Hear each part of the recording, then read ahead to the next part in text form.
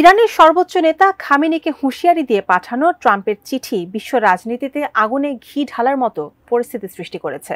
আবার ইরানও যুক্তরাষ্ট্রকে পাল্টা সতর্কবার্তা দিয়ে বিশ্ব রাজনীতিতে উত্তেজনা আরও তীব্র করেছে।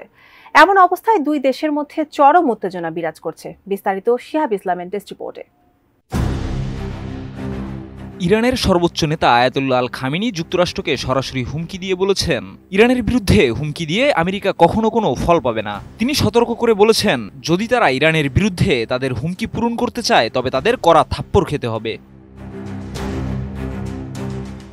শুক্রবার ২১শে মার্চ তেহরানের ইমাম খামেনি কমপ্লেক্সে সমাজের বিভিন্ন স্তরের মানুষকে সম্বোধন করে খামেনি এই মন্তব্য করেন।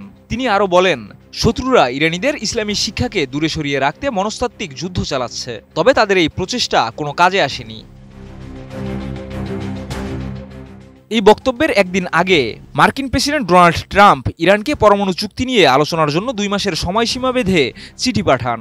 ট্রাম্প হুমকি দেন, যুক্তরাষ্ট্র ইরানের সঙ্গে শেষ মুহূর্তে পৌঁছেছে, আমরা তাদের পারমাণবিক অস্ত্র অর্জন করতে দিতে পারি না।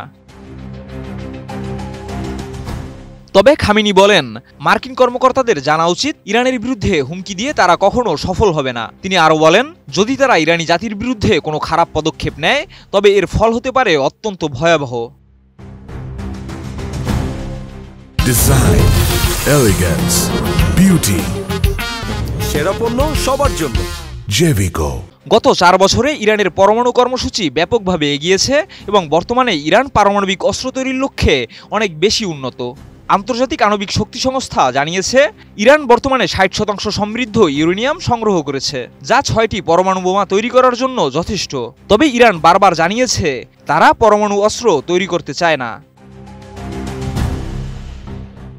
সম্প্রতি ট্রাম্প তার দূত স্টিভ উইটকফের মাধ্যমে সংযুক্ত আরব আমিরাতের প্রেসিডেন্ট মোহাম্মদ বিন জায়েদের কাছে একটি চিঠি পাঠিয়েছেন।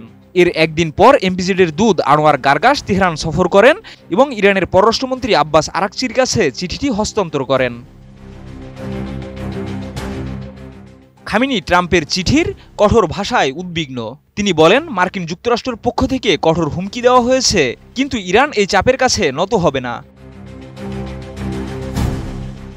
শিহাব ইসলাম, এটিএন নিউজ।